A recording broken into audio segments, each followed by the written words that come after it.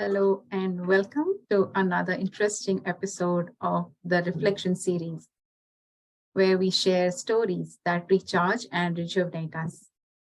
And like always, we have a very interesting guest with us today, Jen Leslie.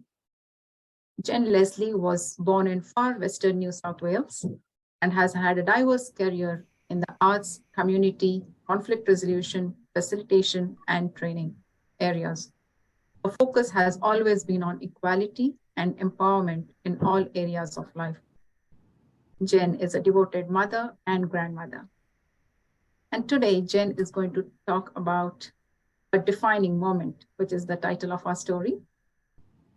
And it says 44 years ago, a split second decision during a unique experience decided the direction of Jen's life. So, very interesting to know. And let's hear from Jen what happened in detail and what was that defining moment for her. So, we are very happy to have you with us, Jen, and a hearty welcome. And it's over to you. Good morning, Lata. It's lovely to be here with you. Thank you very much for inviting me.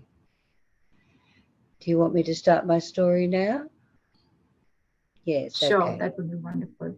Well, I'm a devoted mother, as you said, and all my children are incredibly special.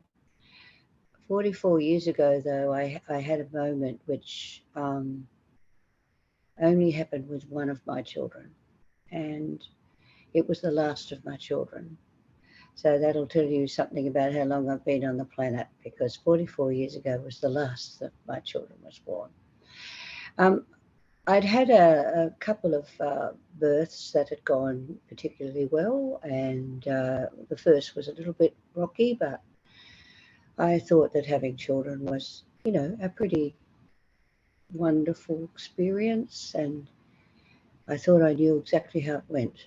Yeah.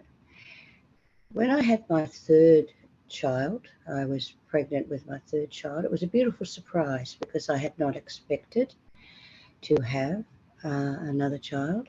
I was still, in those days, incredibly young. I was 30 years old. And now often people are having their first child then, but I thought I was a bit old to be having another child, to tell you the truth. Anyway, it was just a beautiful surprise and a lovely pregnancy.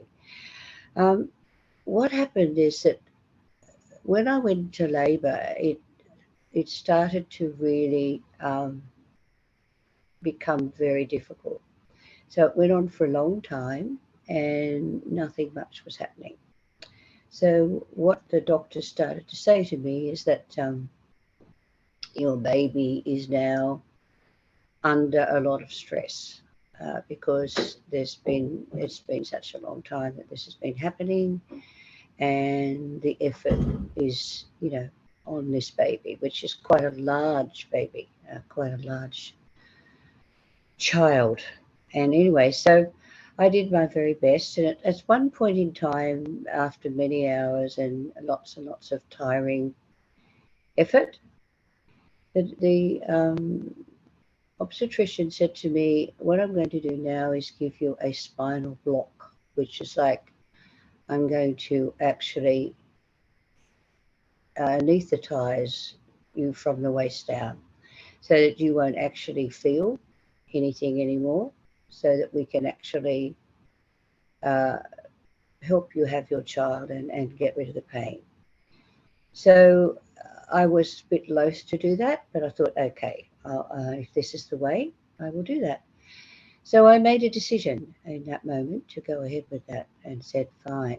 Well, what happened was over the next little while, as I relaxed more and more, um, it became pretty obvious that I had some sort of allergy to that medication. And I started to go into life-threatening breathing and loss of consciousness, etc. So at that sort of, it was quite an unusual experience because I couldn't feel any pain anymore, but I could feel that I was fading, that I was leaving this space. And my partner was with me at the time, holding my hand, and I could feel he had a fairly strong spiritual nature himself. And I think he could feel that I was drifting away. So a little bit later, in a split second, I was above my body. So I was looking at my body. There was no fear, there was no distress. I was just looking down at my body. And it was the strangest experience because I remember just floating above everybody. I could see my body, I could see my partner holding my hand, I could see the doctors, I could see the nurses, the midwives, I could see everybody. Um, and I noticed that as I did this, a certain amount of panic started to happen amongst those people, which I couldn't really understand because I didn't feel any panic whatsoever. I was just curious as to what I was seeing. And then I saw them sort of ring a bell, and I saw two other people run into the room who I could see clearly that they were people I hadn't seen before. One was a male, one was a female, and there was a lot of panic. And then I seemed to float higher, and as I floated higher, the people in the room became less obvious. So then I was in quite a beautiful, blissful state, and I started to hear beautiful music from nowhere, and I entered a light, a tunnel of light, and I could feel myself entering this tunnel of light. And it was the most beautiful, peaceful experience that I can't even explain. And I decided to just go with it. The room was gone, the child was gone, everybody was gone, just myself and the light. So as I was going up towards this light, the music would increase and the intensity of the light increased and my sense of calm increased. And then I was part of the light and I felt completely embraced by the light. It was just such a calming experience, such an well, literally out of body experience. It was astonishing.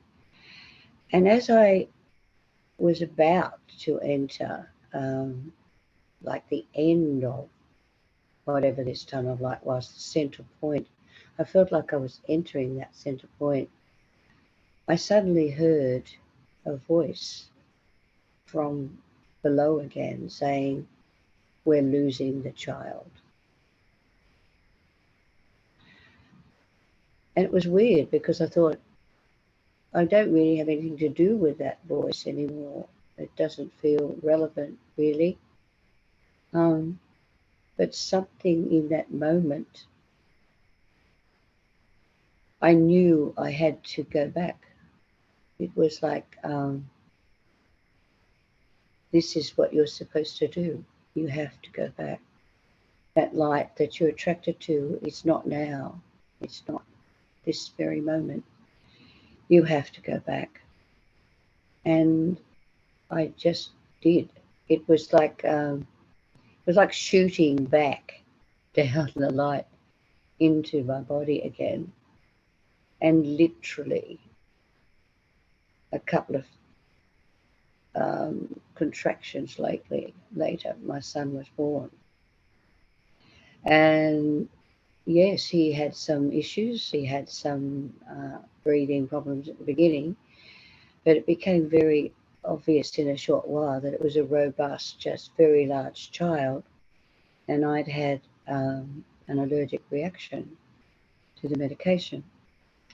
Anyway, we continued with that and dealing with the aftermath of that journey. And I just had this incredible calm that I'd made the right decision, but I wasn't really sure what the decision was. There was so much happening around me, and there was such joy at watching this beautiful child and his father watching this beautiful child. It was a male, it was the first boy I'd had. I'd had two girls before. And I had a doctor that I'd had for a long time, and he had a strong traditional Christian belief, which I have as well.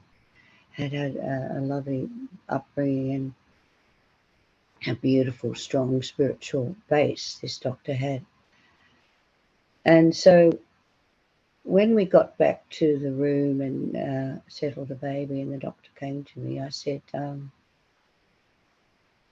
"Do you know what happened to me?"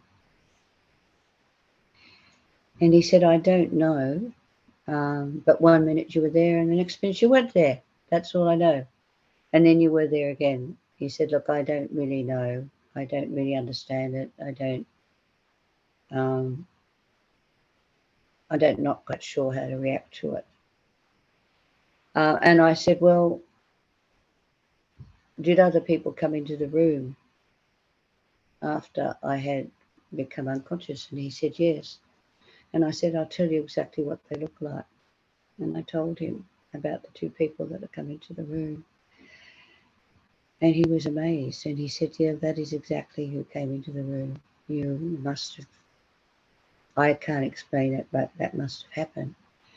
But there was just something about that moment. From that very moment, that young boy, baby, was so connected to light himself. He was always, sometimes he struggled, but he would talk to me sometimes about light. It was a very strange, different connection. My connection with my daughters is beautiful. It was just a difference which I can't explain. It was like a commitment. It's like we made a commitment to each other in that moment. It was more like a spiritual commitment, not just a parental commitment.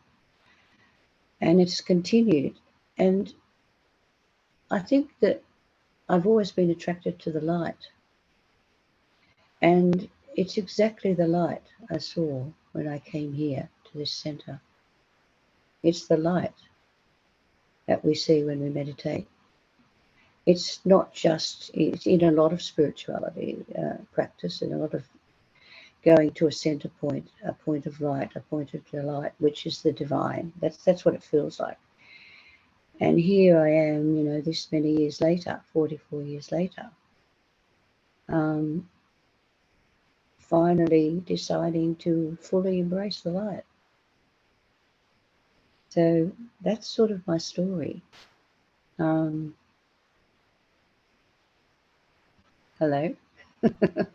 Yeah, very beautiful, Jen. Thank you for, sharing that. And yeah, I was completely, lost, and I was kind of when you're seeing the light, I was kind of visualizing how beautiful that tunnel of light might have been like. As you said, can't be described, can't be explained what that experience was. So, as you said, you have been always attracted to that light, the divine. Would you have any other experiences later on in your life, like as practicing spirituality or practicing meditation, that I you have, felt that deep connection again and yeah, again? I have explored spirituality even before then. As a very small child, I wanted to be a nun, and I was all ready to be a nun. And I was very young when I left school, and my parents felt that I was a bit too young. I was like 16. And that time they thought I was too young. I was quite immature. Um, and then I became a teacher, and I sort of met my husband and got married and went on that cycle. I also explored some Buddhism, alternative religions. I lived in a spiritual commune for many years, always searching for the light. And at times I used to think I had it, I found it. But the journey has never stopped. So no matter what's happened in my life, that journey has not stopped. And there's some funny things too, because that however we explain these things, in the first 2 years, 3 years, that young child of mine used to say things to me like, remember when you were me and you were you and I was me, but we weren't us? And I'd say, what do you mean, darling? You know, where we lived, where it was hot. It was very hot. It was lots of sand. And I'd never thought of that sort of thing up until that stage. Was my, my spirituality was, you have one journey and it's over. So I guess it led me to think about the options of reincarnation, things like that, which I'd never really thought about. And then I suddenly realised that I gradually realised I must have had a connection to this soul at some other point. And at this particular point, it was decided that I would be the mother. I don't really know whether that's what I always was. But gradually, as that child got older, he stopped those memories, and went into his own normal teenage boy stuff, you know. But again, he has never really, it's almost like he shared that experience, which he didn't. Well, he did, but he was back in the body. So I really don't know what that connection is. And that's something I did ask today, his permission to share this story for that reason, because he sees that same light now too. And he's not sure about how to respond to it, the same as I'm not really. We're just going with it at the moment, and it's a beautiful journey. So yes, it's never gone away. Wow, one. Yes, yeah. Like as they say, like the soul is eternal, like the light or energy is eternal. It's always there. So uh, that experience that you had is probably like a beginning and then it has continued throughout your life. That's right. Yeah. And I think the thing that I've learned as I get older is that whenever, and I've had some real challenges, I've had people leave this body in my life, very people that are very close to me. I've had, lots and lots of things happen, financial things, lots and lots of things. But and have some anxiety, I have a natural anxiety, which I've always had, condition. But whenever I think of the light, it just goes away. So that's the light, or the meditation, as I'd say now, probably, if I was using a general word, the focus on that light, the anxiety goes away, the fear goes away. And then I realised that is the journey. That light is the journey. And the life I'm experiencing is part of that, but it's not the whole thing. The whole thing is the light. That's what I've gradually come to. And it's interesting because when I was tiny, I was very spiritual then. When I was very small, I used to talk to Mary, Mother, Virgin Mother in my religion, and I used to talk to Mary all the time. And I used to see Mary everywhere. So, I've always had that sort of a childhood, that sort of an attraction to spirituality. So really, I could have decided not to go back into the body, and that journey to that light was happening. But there was just like, this isn't done yet. Something isn't done. It's not completed. This is something that you can't back out of. You mustn't back out of this. You must go back and have this journey. So it's never gone away. And it's 44 years later. Amazing. Yeah. And Jen, before we kind of get into a meditation experience for the users, like if you're able to speak a commentary, before that, I would just like to ask you, you have known Raj Yoga meditation for some time now. So how has that been beneficial for you? And what are some of the things that you have liked the most I think for in me, Raj it's Yoga actually, meditation? sorry, I think for me, it's actually recognizing that whatever is happening in the world is the light is beyond all that. Whatever's happening in the world is happening in the world, and there's very different ways of taking it in. You can get involved in it. You can get caught up in it. You can. I mean, I do Facebook. I try to use Facebook as a positive, because it creates that algorithm, whatever you put into it. So I try to use it like a meditation. If I put good things into Facebook, then that's the good things I will get out of Facebook. So anything that takes us away from what just reacting to the negative things that are happening in a fear way, and a critical way, and judging the people who do those things, anything that separates me from my effort to embrace everybody. Um, that's what my journey is. Because, being timid, having anxiety, all those things, when I was younger, I had a tendency to be jealous, blame, wonder why people were hurting me, be very vulnerable. And then I realized all of that is just my mind getting in the way. All of that is just nothing to do with who I really am. And all of that noise that's in the planet is nothing to do with who we really are. That's just, if you focus on the light, it's not there. So wherever that light's leading me, Beautiful, that's all I know. beautiful.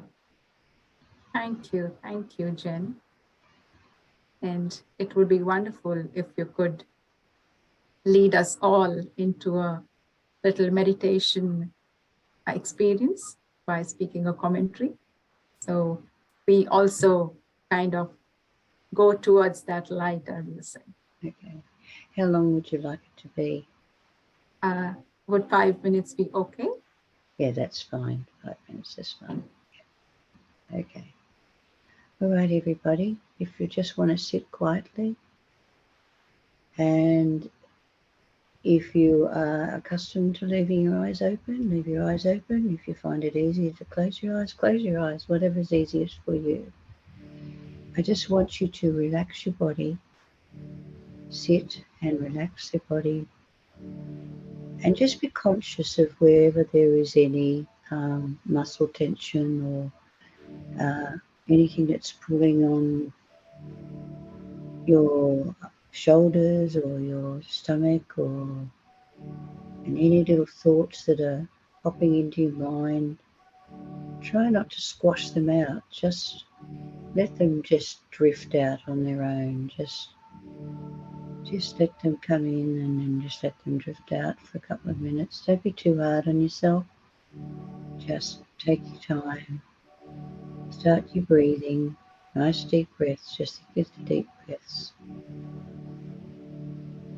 And once you're breathing very, very, very calmly and evenly, just focus on that for a little few minutes. In, out, in, in.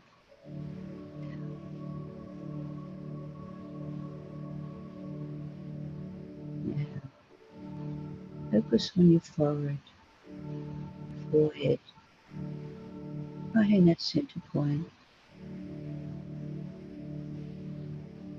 Just feel if you can feel that point.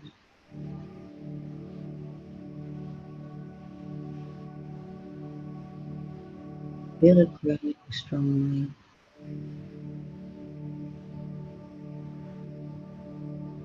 out. What can you see? Look out from that point. Not from your eyes, but from that point. See the light. See the point of light in front of you. It's coming towards you.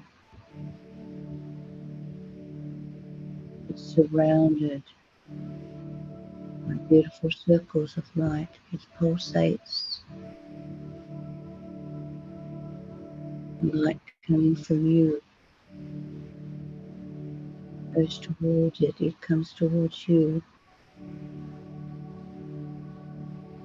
Feel it embracing you. Feel the light around you.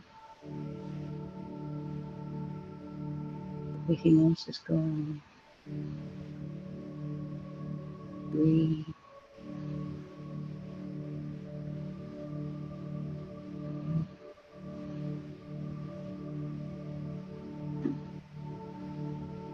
Embrace the light.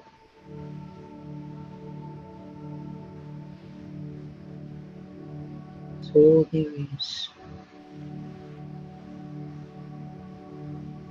Sit with it.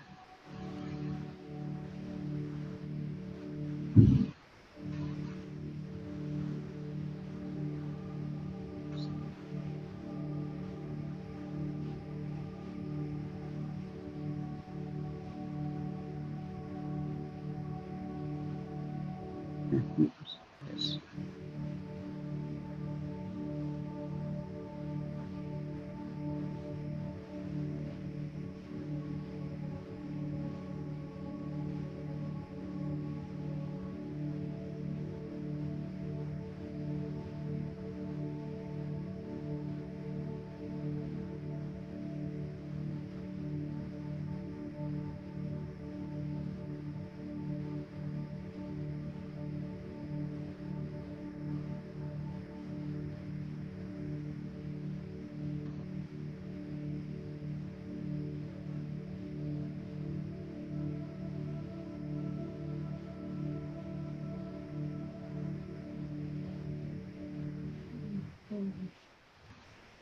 Thank you, Jen. That was beautiful.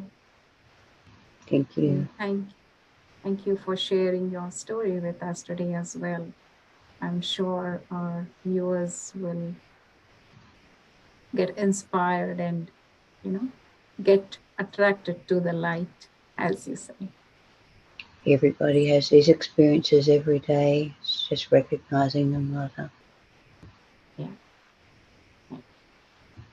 And I would also like to thank our viewers for joining in today. And if you would like to know more about us, please do visit our website, www.brahmakumaris.org.au. The addresses of the various meditation centers and the programs we offer are provided there. So thank you once again, and we will be back with another interesting story in the reflection series. Till then, be the light and remember the light. Thank you very much.